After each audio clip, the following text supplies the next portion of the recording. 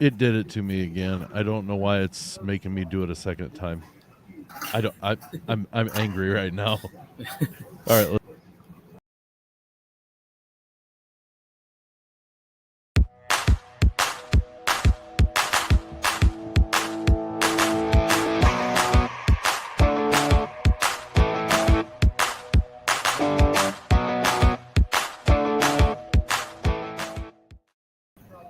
All right, hello everyone, and welcome to Boiler Bowl post game in the lounge. I am Sam Sprunger, joined by Dustin Schutte tonight. Dustin, not the outcome necessarily that we were expecting. Still a win, but 87-77, the Boilermakers over Oakland tonight.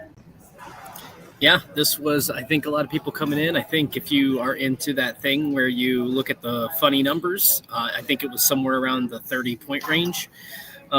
So not a game that you expected to see, especially after what happened to Oakland, what Michigan did to Oakland. Right. But I think tonight, and we'll get into this, I think tonight was a prime example as to why Trey Kaufman-Renn is so important to this team. Especially on nights when they do not shoot the basketball well. I think you look at the final percentages from tonight's game, and you look like they end up okay, but that first half was really a struggle.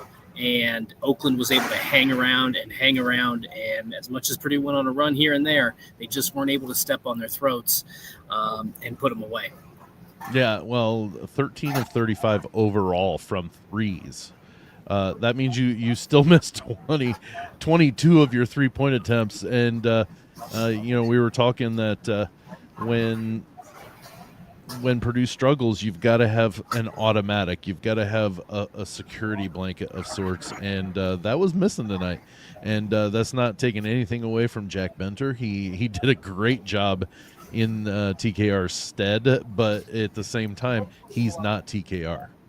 No, and it was interesting to hear Matt Painter kind of talk about this because, basically we were talking about the way that Jack Benter played, and I asked about the Liam Murphy minutes. I thought, and again, I keep mentioning things we'll talk about later. Liam Murphy had a really good stretch there. But the thing that was interesting to me was basically Painter acknowledging, like, look, those guys are in the 4 spot, but they're basically threes, right? They're 6'6" and they're 6'7". That's an undersized player at the 4 position.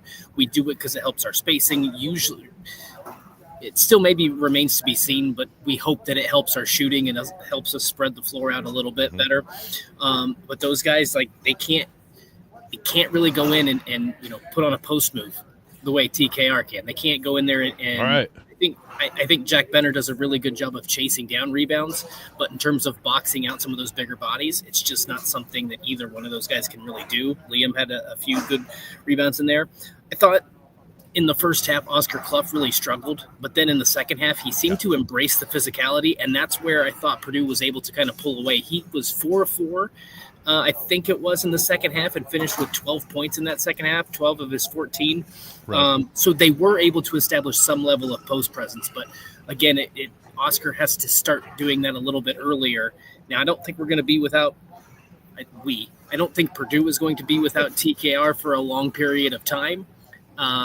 Painter has said that multiple times, but if there's an instance where he's going to be sidelined, or if Daniel Jacobs is not available, Oscar Clough has to be available in the post to get some of those buckets. And eventually he was able to do that, but in the first half, it was really a struggle for him. Well, and that we talked the other night about the two-headed monster at the center, the Oscar Clough, Daniel Jacobson combination. And tonight was one of those nights that it was really beneficial to have Clough figure it out in that second half and put on some points and do some scoring, because Daniel Jacobson just didn't have a good game tonight. He struggled for whatever reasons. He didn't have a really good game. He only scored 2 points. He only had 2 rebounds. Like, he just wasn't what he was on Tuesday against Evansville. But at the same time, it ebbs and flows the season, and one game doesn't make the season, for him. I honestly think he probably, at the end of the day, I had a stinker of a game, but I made it through the second game this year. Right. I mean, I think that is the positive. And I also think that Oakland plays such a unique zone that it makes me wonder if that took away some of those lob opportunities that he normally gets, because he only had 2 shot attempts. Right. And one, I think it was in the first half. Did he get his only bucket in the first half? I'm kind of trying to go through the stats here. I think so. I know he went 0 of 2 in the first half from the line.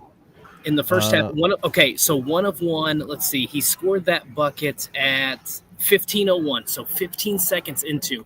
And Sam, I thought when I saw that, I was like, ooh, Daniel's going to have a big night, because he immediately caught the ball, went to a post move. I think he backed the guy down, and I don't know if it was a jump hook or some sort of contorted layup, but it was like, oh, Daniel Jacobson's posting guys up. That's what I was supposed to do. And so I thought, okay, he's going to have a big night tonight, because if he's going to be able to body those guys. And we just didn't see it again. There was one other time when he got to the basket, and it was maybe one of the ugliest 7-foot layups I've seen. And I know that there was a defender there, but he couldn't get into a rhythm, couldn't really rebound the basketball. I do think that Oakland zone had something to do with that, but I don't disagree. What Painter said in the post-game interview was, these guys also have to embrace physicality. And I think that in the second half, they did a better job of that. But yeah, tonight just was not Daniel Jacobson's night. And like you said, one game does not make a season, but you definitely were going to have some things to look at on the film before you head to Alabama. For sure. Absolutely. Definitely. There's got to be some things addressed and at least worked on a little bit. Let's talk about the man that took over in that second half. We were tied at 35 at the half. Braden Smith. He scored at 8 points or 9 points in the first half and 4 assists. But then the second half, 11 points, 5 assists. Also, overall, he had 7 rebounds. This was one of those games to me that was we needed, and I go saying we as well. They needed somebody to take over. TKR wasn't there. Braden decided, you know what? This is my time. I've got to take over. Yeah, I sent that tweet out at halftime. Like, this just feels like a game that Braden Smith is going to have to take over in the second half. And he did. The first 4.5 minutes, he scored 8 of those 11 points in the second half. He had 2 assists. He was very aggressive, and that's exactly what they needed. And I don't know that he was the only one that could score. I think in that first half, he was either 3 or 4 or 4 or 5. He only missed 1 shot in the first half. So he was the only one that could provide consistency. He was really the only one who could get to the rim. And so for him to be able to attack and be aggressive, I thought really set the tone. Now, they built a 9-point lead. That wasn't the last time we saw Oakland make a run in that game. They brought it down to 1 point again later, just a few minutes later, actually. But I think that did provide a spark, and I think that at that moment, Purdue started to play a little bit more aggressively. They didn't collect every rebound. They didn't play the best defensively, but that did kind of set the tone for the second half. So I can hear it now.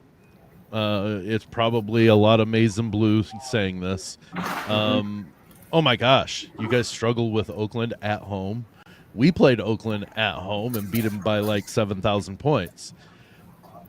We like I just said, the season ebbs and flows. Purdue was playing without one of its all-American players, and I mean, how do you retort to that? Is my question. Is like, look, you guys watch the same basketball. You know that it's not just or apples to apples comparison. Yeah. I hate having to defend that. I feel like now I don't remember because I don't follow Michigan basketball the same way I follow Purdue basketball. But if I remember, like, Michigan should not be talking about that. And I say that with respect because last year that was a team that couldn't get out of its own way in the turnover category. And I think they had a few close wins early in the season, similar to what we saw tonight. I could be mistaken, but I think they had a few games where you just kind of like, is Michigan that good? Because maybe they beat a team like an Oakland by 12 or 14 points, and they'd have 20 turnovers. So you have some of these games. Obviously, if you have TKR, it doesn't guarantee that this game looks different, but I think it probably does. I think it looks different.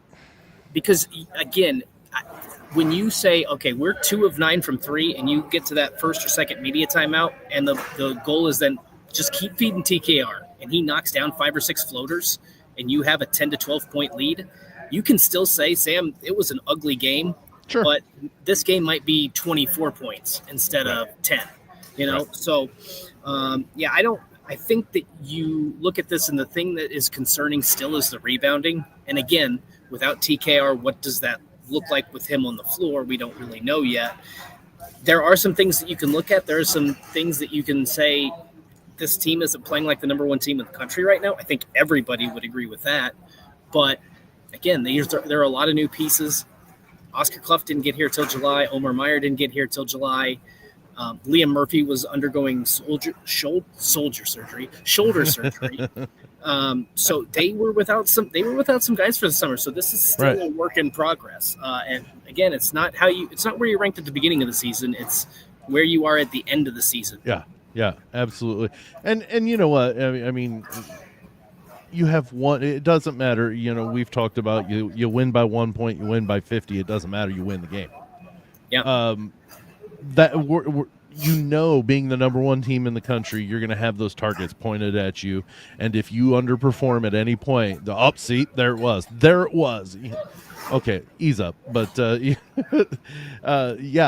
Purdue out rebounded by 2 to a team that they were bigger than.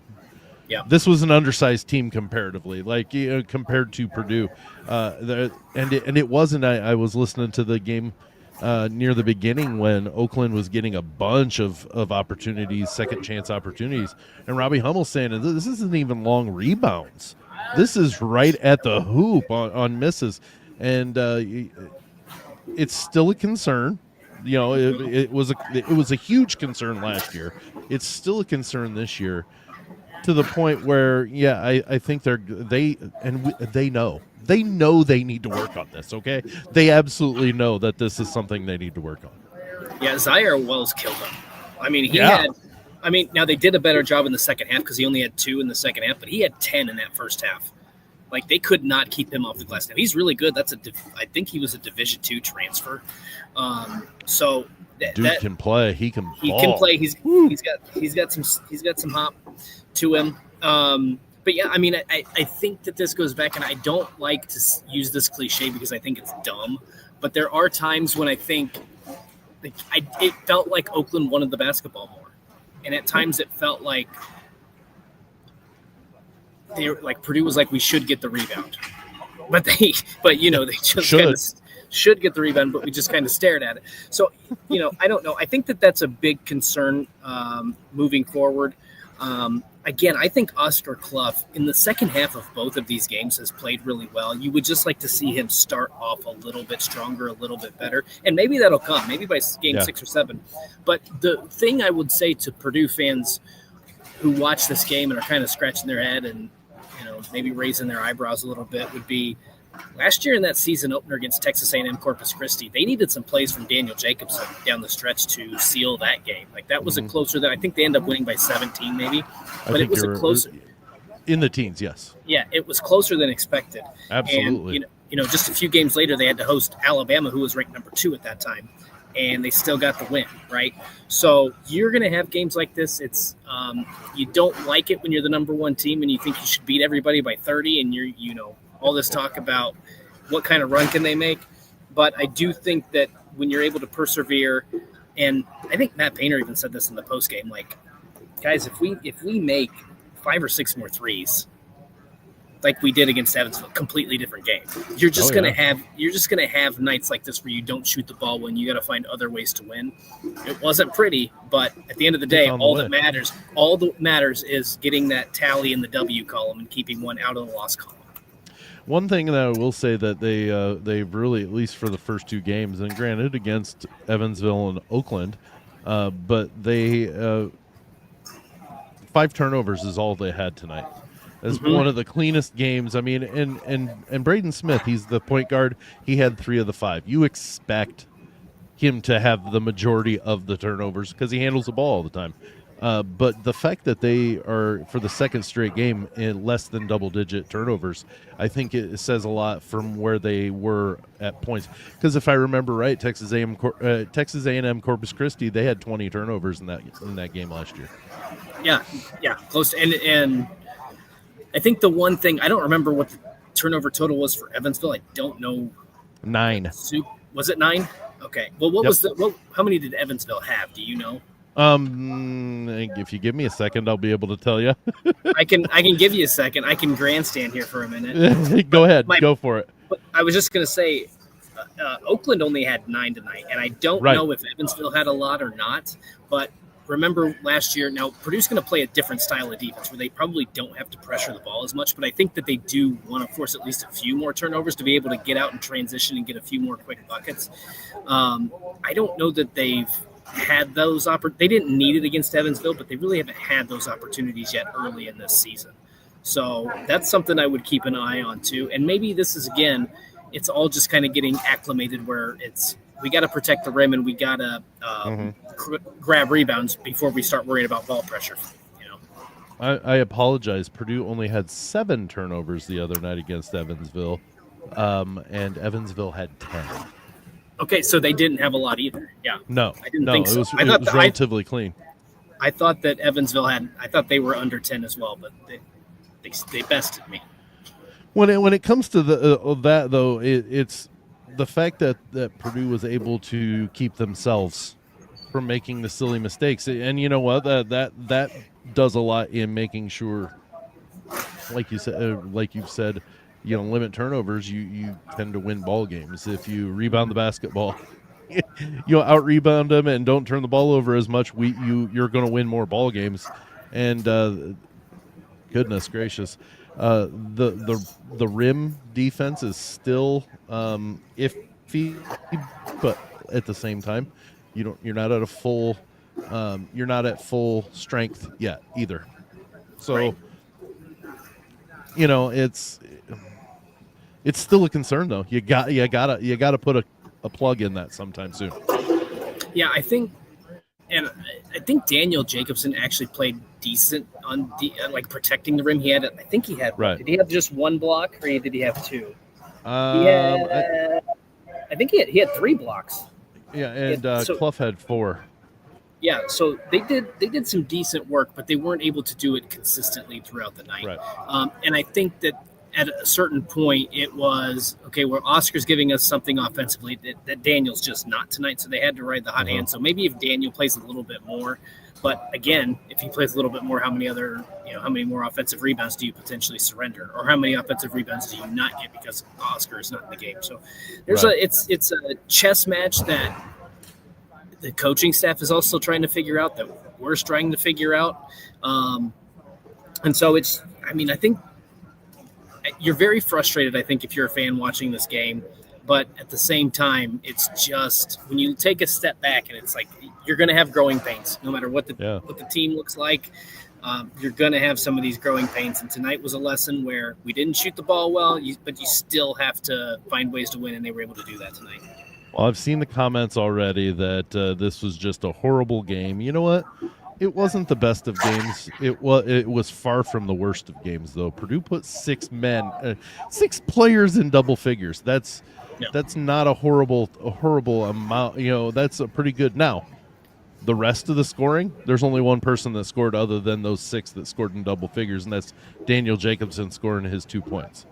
But when you have 6 players in double figures, Oakland did the same thing. They had 5 in double figures, and only 2 other guys scored. So, yeah, here's the other thing that's really impressive about Oakland is they've only played 8 guys. Right. I'm looking at that too. Yeah, they only played 8 guys against Michigan. I thought at some point in the second half, I thought they're just gonna crash out. They're just gonna get exhausted because Purdue can keep fresh bodies.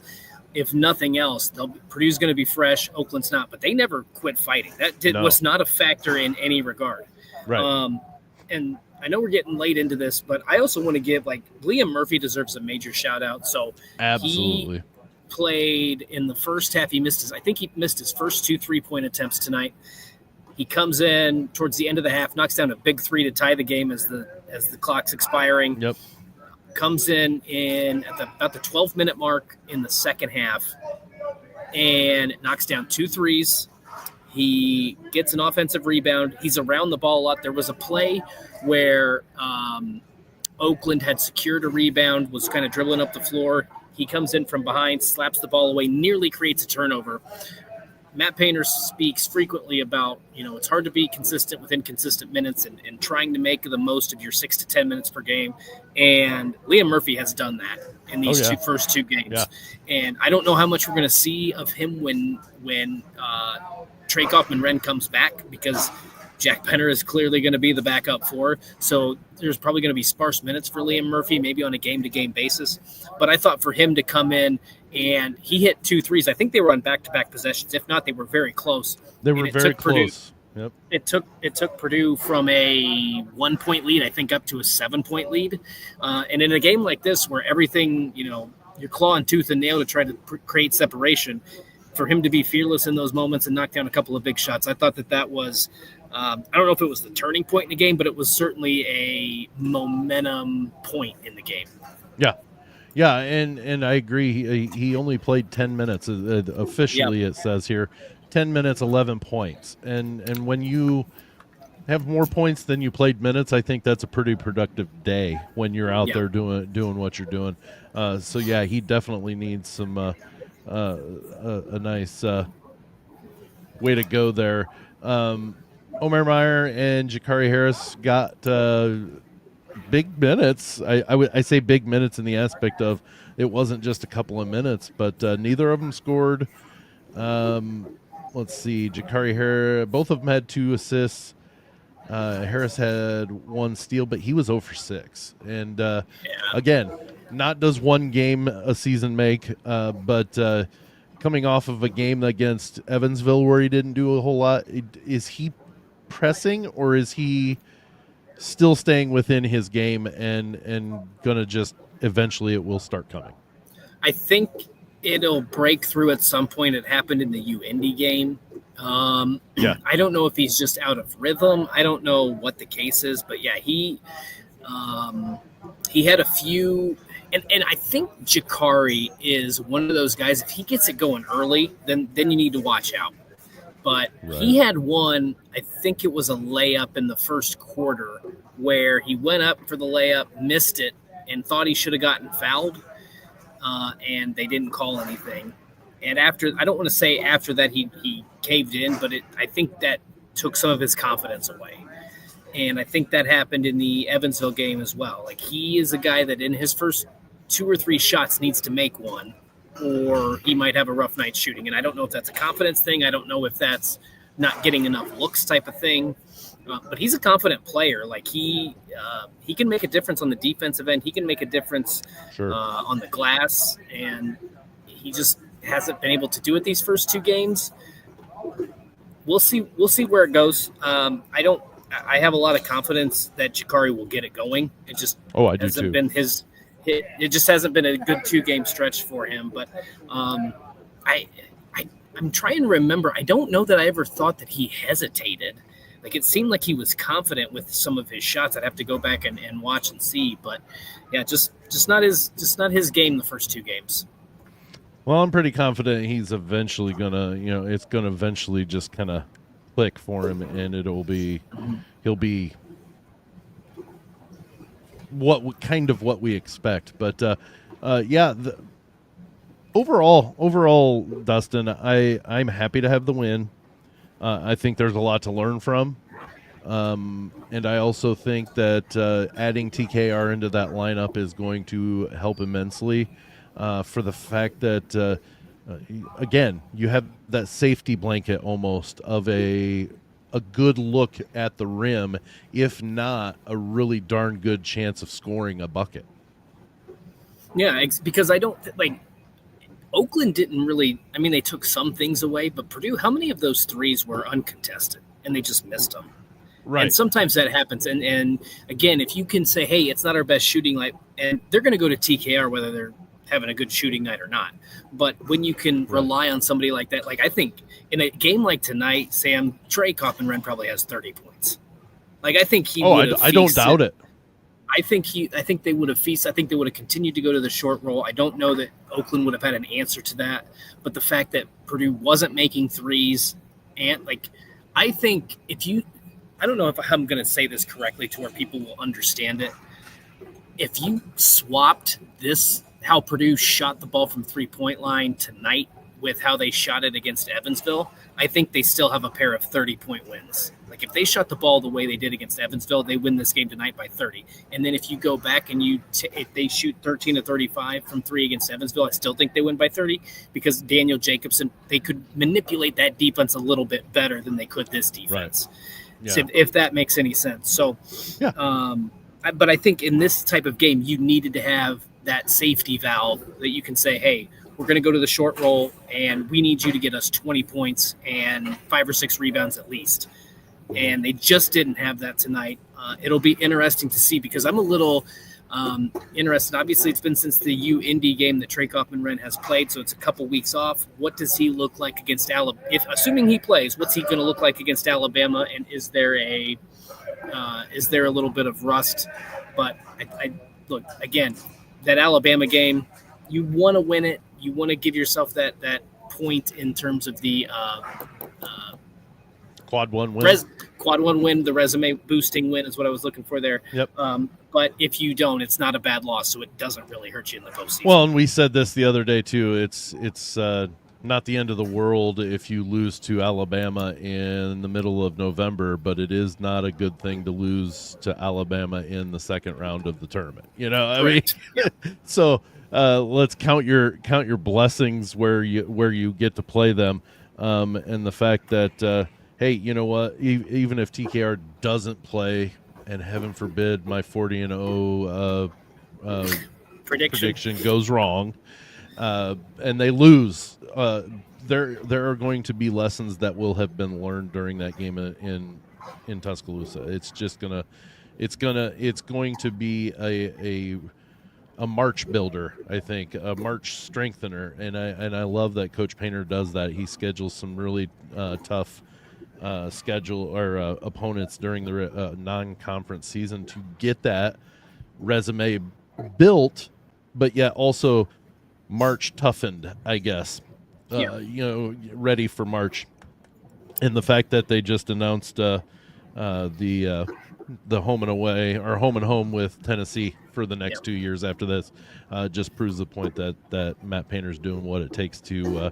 I like to say he's taking a page out of the Tom Izzo book. He's getting teams ready for March with a tough schedule. So, hey, a win's a win. We'll take 2-0. They'll stay at number 1. I'm pretty sure. I don't think there's any way that. But you know what? Honestly, don't care. Yeah, it doesn't matter. And let me. I was just gonna say, if Purdue turns around and beats Alabama in Tuscaloosa, guess what? Nobody cares about what happens tonight against Oklahoma. Yeah, or Oklahoma, Oakland. Sorry, except for maybe Michigan fans. Sure. That brings us to the end of Boiler Ball post game in the lounge, and I guess the next time we will see one another is at least in the post game will be next Thursday when the Boilermakers go to Tuscaloosa. Now, neither of us will be there in person. Are you going to that game? No, I will not be. Okay. Live. So the next time that Purdue has a home game, we'll both be there. That's the Akron game next Sunday. So a week from this coming Sunday, the Boilers host Akron. But the next game we got is Alabama. We got to go to the state of Alabama and play another game, and hopefully we get another W. But you know what? So far, so good. Dustin, thanks so much for spending some time before you get to go on your way for the evening. But I appreciate you coming in and giving your thoughts about tonight's game as well. Absolutely. We will do it again next Thursday. Yes, sir. All right. Thanks so much for joining us tonight on Boiler Ball Postgame in the Lounge. We will see you next Thursday.